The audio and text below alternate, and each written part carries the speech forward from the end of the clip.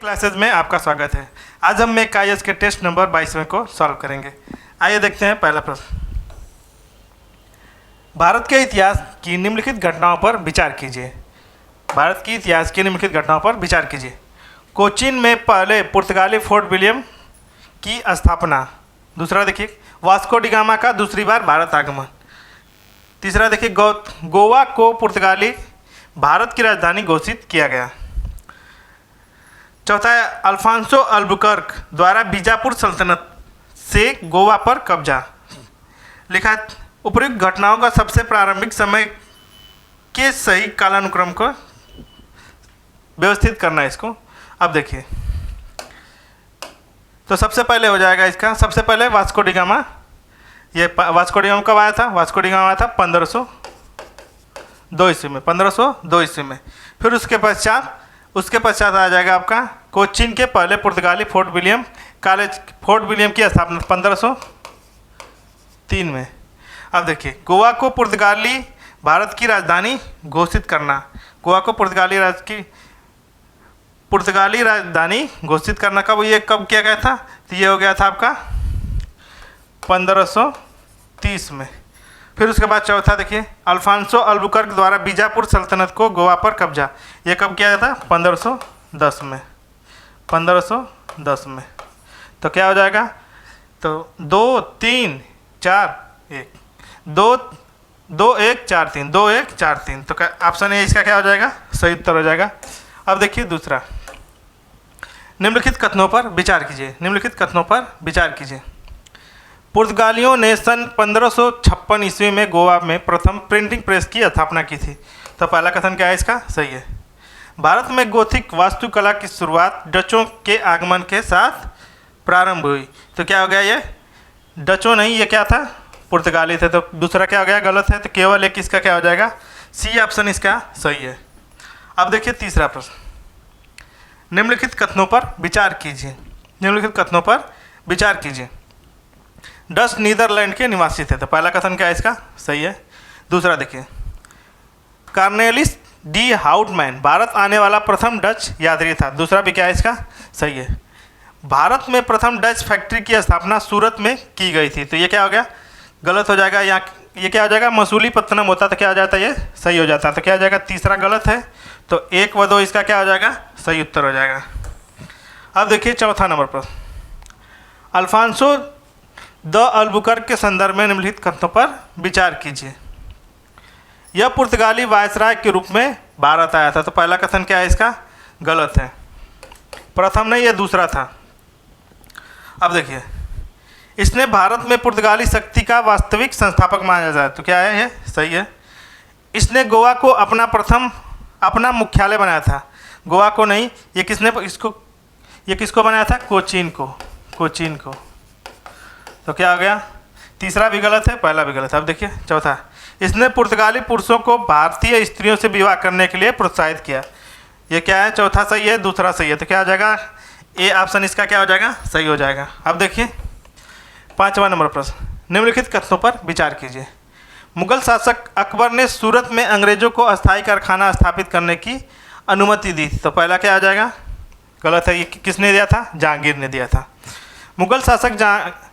मुगल शासक शाहजहाँ के दरबार में ब्रिटिश सरकार जेम्स प्रथम का दूत टॉमस रो आया था। तो शाहजहाँ के दरबार में नहीं आया था, जहांगीर के दरबार में आया था। तो न तो 1 न तो 2।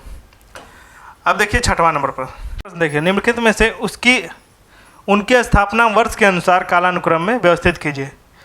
देखिए उनके स्थापना वर्ष पूछ रहा है, यह न कि भारत में आगमन पूछ रहा है। तो स्थापना वर्ष सबसे पहले अंग्रेजी ईस्ट इंडिया कंपनी स्थापित हुई थी। तो पहले तीसरा, फिर उसके बाद डच ईस्ट इंडिया कंपनी। तो 3 4, फिर उसके बाद पुर्तगाली, फिर उसके बाद फ्रेंच। तो क्या हो जाएगा? 3 4 1 2। ऑप्शन नंबर इसका क्या आ जाएगा? डी ऑप्शन क्या है इसका? सही हो जाएगा। अब देखिए 7वां नंबर पर, निम्नलिखित युग्मों पर विचार कीजिए। निम्नलिखित युग्मों पर विचार कीजिए। आंग्ल फ्रांसीसी संघर्ष तथा संबंधित संधि है।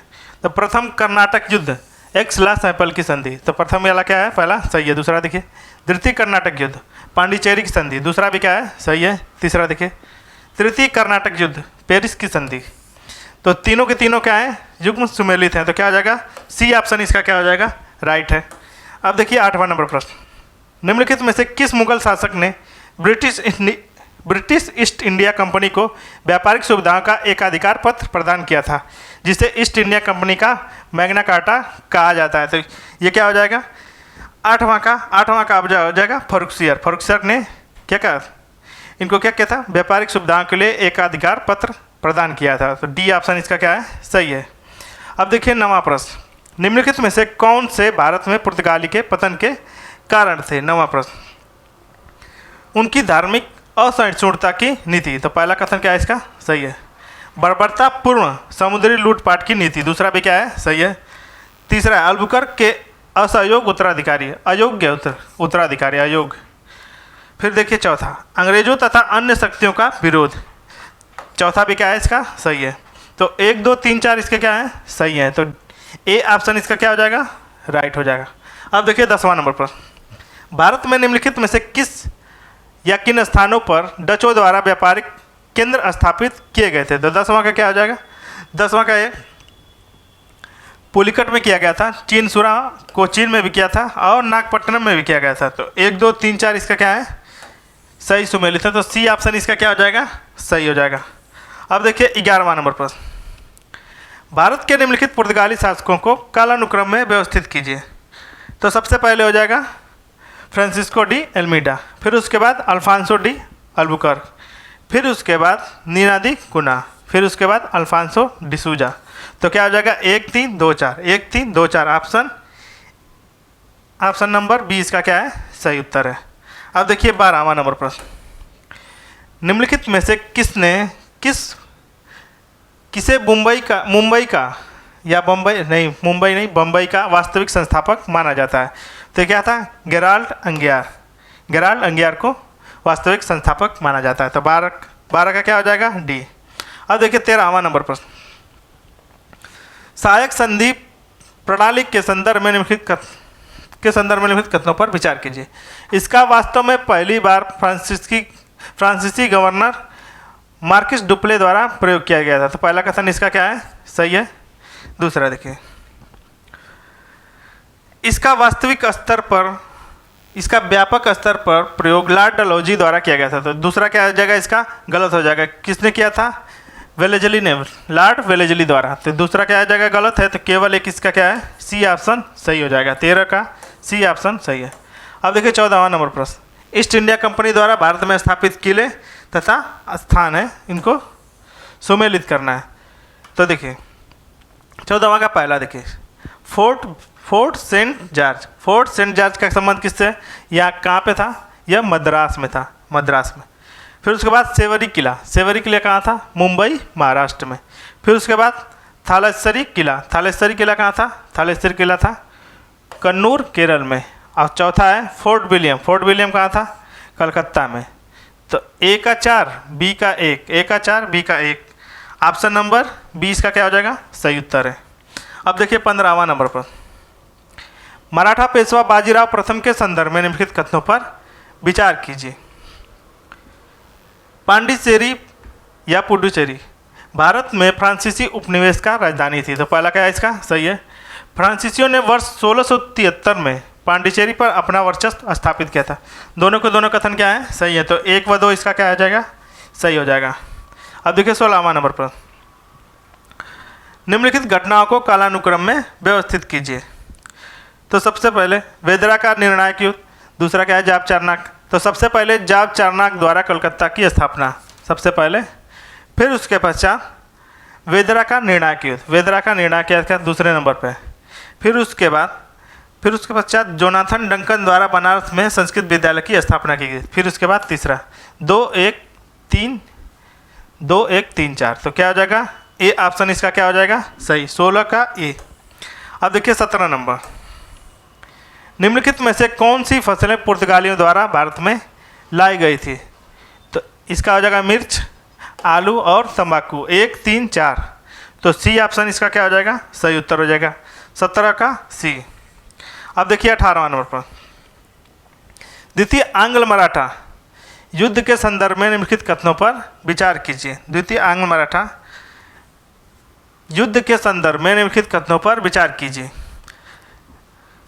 यह युद्ध अंग्रेजों की तरफ से लॉर्ड क्लाइव के नेतृत्व में लड़ा गया था। तो ये पहला कथन क्या हो जाएगा? लॉर्ड क्लाइव नहीं था, लॉर्ड वेलेस्ली था। तो पहला कथन गलत है। यह युद्ध 1806 में पूना की संधि द्वारा के साथ समाप्त हुआ था। ये क्या था? राजापुर की संधि, राजापुर की संधि। तो दूसरा भी क्या हो जाएगा? इसका गलत है। तो न तो एक न तो दो, इसके हो जाएंगे सही। अब देखिए 19 नंबर प्रश्न, सालबाई की संधि के संदर्भ में निम्नलिखित कथनों पर विचार कीजिए।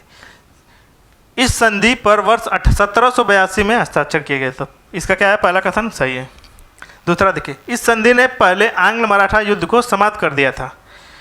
तो दूसरा भी क्या है? इसका सही है। तो 1 व 2 इसका क्या हो जाएगा? सही हो जाएगा। अब देखिए 20वां नंबर पर, स्वाली के युद्ध के संदर्भ में निम्नलिखित कथनों पर विचार कीजिए।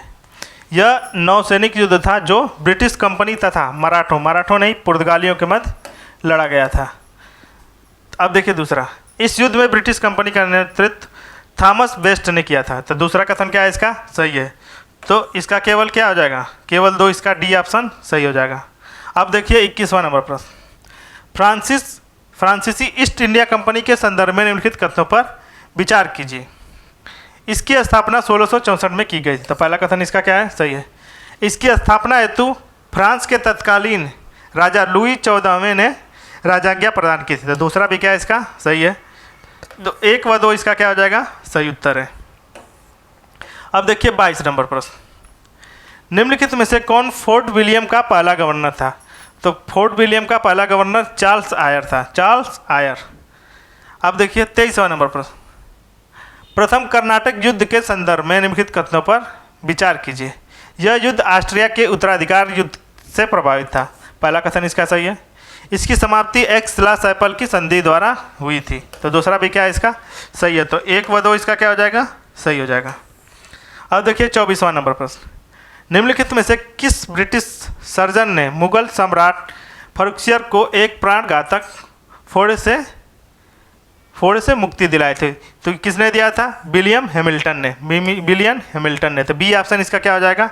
सही हो जाएगा। 24 का बी। अब देखिए 25वां नंबर सवाल, निम्नलिखित कथनों पर विचार कीजिए। 18वीं शताब्दी के प्रारंभिक चरण में बंगाल के सूबेदार ने स्वतंत्र होकर नवाब की उपाधि धारण करना प्रारंभ कर दिया था। यह पहला कथन क्या है? सही है। मुर्शीद कुली खां बंगाल का पहला स्वतंत्र नवाब बना था। दूसरा भी क्या है? सही है।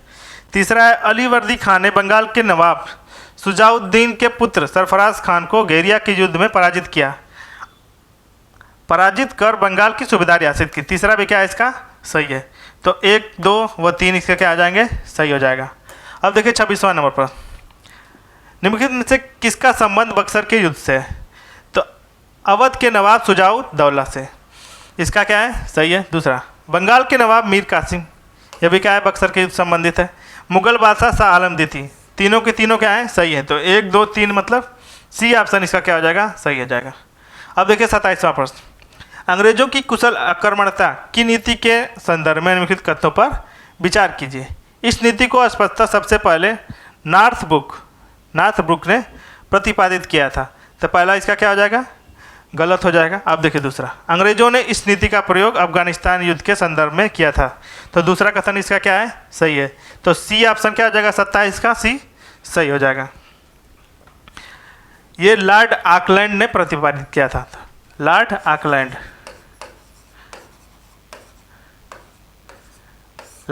ने। अब देखिए 28वां नंबर सवाल, निम्नलिखित युग्मों पर विचार कीजिए। 28वां का निम्नलिखित युग्मों पर विचार कीजिए। आंग्ल अफगान युद्ध, दूसरा है अवधि। प्रथम आंग्ल अफगान युद्ध 1839 से 1842, पहला क्या है? सही है। दूसरा आंग्ल अफगान युद्ध ये 1878 से 1880 तक था। फिर देखिए तृतीय, तो तृतीय क्या हो जाएगा? तृतीय आंग्ल अफगान युद्ध 1894 से 1896, क्या है? तीसरा गलत है। तो 28वां क्या हो जाएगा? ये ऑप्शन क्या हो जाएगा? 28 का सही हो जाएगा। अब देखिए ये 1919 से था। तो क्या हो जाएगा कि ए ऑप्शन इसका सही है। अब देखिए डलहौजी के व्यक्तिगत के सिद्धांत के आधार पर विलय की गई निम्नलिखित रियासतों को कालानुक्रम में व्यवस्थित कीजिए। तो 29 का सबसे पहले कौन हो जाएगा? 29 का सबसे पहले सतारा, सतारा के बाद बघाट, दूसरे पर, तीसरे पर उदयपुर, चौथा झांसी। तो क्या हो जाएगा? 1 2 3 व 4। तो इसका देख लीजिए वर्ष कौन कौन था, वर्ष कौन सा था? तो 1798। 1798 के बाद 1801 में बघाट को, 1801 में बघाट को। फिर उदयपुर को, उदयपुर का कब किया गया था? उदयपुर का हो जाएगा 1802 में। फिर झांसी को 1804 में, 1804 में। तो चारों क्या था? सही क्रम में व्यवस्थित थे। अब देखिए 30वां नंबर प्रश्न, निम्नलिखित कथनों पर विचार कीजिए। निम्नलिखित कथनों पर विचार कीजिए। अवध का विलय ब्रिटिश साम्राज्य में जेम्स आउटक्रम की रिपोर्ट के आधार पर किया गया था। तो पहला कथन क्या है? सही है। तत्कालीन अवध का नवाब वाजिद अली शाह था। दूसरा भी क्या है इसका? सही है। तो 1 व 2 इसके क्या हो जाएगा? सही हो जाएगा। अब देखिए 31 नंबर सवाल, लॉर्ड लिटन के संदर्भ में निम्नलिखित कथनों पर विचार कीजिए। इसने रिचर्ड स्ट्रेची की अध्यक्षता में अकाल आयोग की स्थापना की थी। तो पहला इसका क्या हो जाएगा? सही हो जाएगा। दूसरा देखिए, इसके समय एशियाटिक सोसाइटी ऑफ बंगाल की स्थापना हुई थी। इनके समय, तो क्या हो जाएगा? ये वारेन हेस्टिंग के समय हुई थी। तो क्या हो जाएगा? दूसरा गलत हो जाएगा। अब देखिए केवल एक इसका क्या हो जाएगा? सही हो जाएगा। अब देखिए 32वां नंबर प्रश्न, लॉर्ड वेलेस्ली की सहायक संधि के निम्नलिखित शासकों को क्रियान्वयन को कालानुक्रम में व्यवस्थित कीजिए। तो सबसे पहले 32वां का देखिए, 32 का सबसे पहले निज़ाम के साथ, सबसे पहले निज़ाम के साथ, फिर उसके पश्चात अवध के साथ की गई थी, फिर उसके पश्चात मराठों के साथ, फिर चौथे पे मतलब सिंधिया। तो क्या हो जाएगा? 2 4 1 3 इसका क्या हो जाएगा? ऑप्शन नंबर सी इसका क्या है? सही है 32 का। अब देखिए 33 नंबर प्रश्न, प्रथम आंग्ल मराठा युद्ध के संदर्भ में निम्नलिखित कथनों पर विचार कीजिए। प्रथम आंग्ल मराठा युद्ध के संदर्भ में निम्नलिखित कथनों पर विचार कीजिए। अंग्रेजों ने रघुनाथ राव को वापस पेशवा बनाने के लिए इस युद्ध को प्रारंभ किया था। पहला कथन क्या है इसका? सही है। इस युद्ध के दौरान 1776 में पुरंदर की संधि हुई थी। तो दोनों कथन क्या है? सही है। तो डी ऑप्शन इसका क्या हो जाएगा? 33 का सही हो जाएगा। अब देखिए 34 नंबर प्रश्न, निम्नलिखित आंग्ल मराठा संधियों को कालानुक्रम में व्यवस्थित कीजिए। तो सबसे पहले कौन सी संधि की गई थी? सूरत की संधि। सूरत की संधि कब की थी? 1775 में, 1775 में की गई थी। फिर उसके पश्चात की गई थी 1782 में सालबाई की संधि, 1782 में सालबाई की संधि। फिर उसके बाद बसीन की संधि। बसीन की संधि कब की गई थी? बसीन की संधि हो जाएगी 1802 में, 1802 में। फिर उसके बाद मंदसौर की संधि, तो ये कब की गई थी? 1818 में। तो क्या हो जाएगा? 3 1 4 2, 3 1 4 2। ऑप्शन क्या हो जाएगा? 20 का क्या हो जाएगा? सही उत्तर है। अब देखिए 35वां नंबर प्रश्न, निम्नलिखित में किसे द्वैध शासन का जनक कहा जाता है?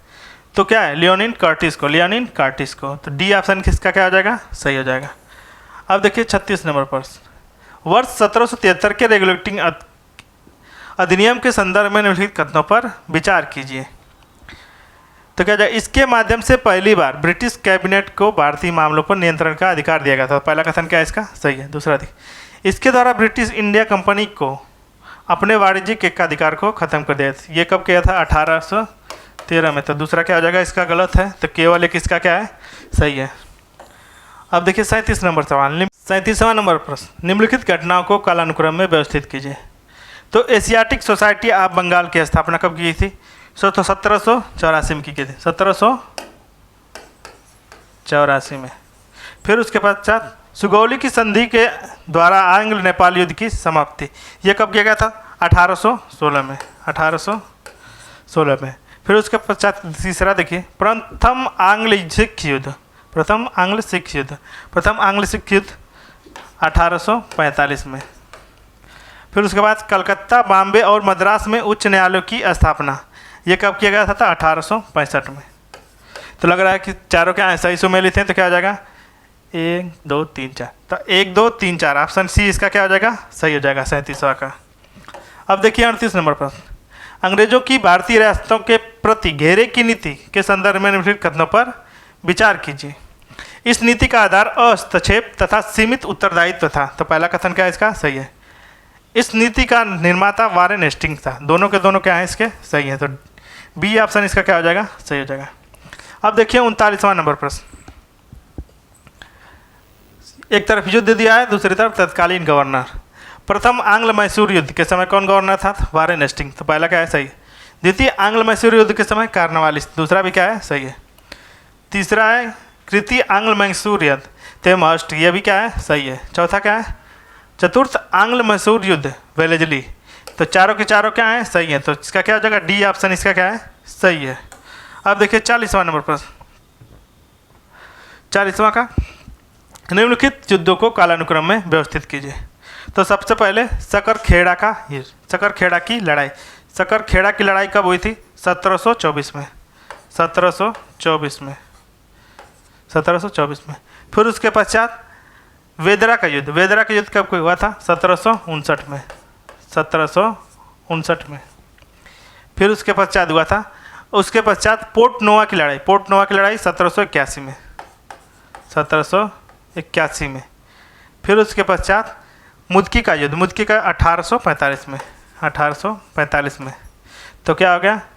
3-1-4-2। ऑप्शन नंबर 20 का क्या है? सही है। आज का लास्ट प्रश्न था।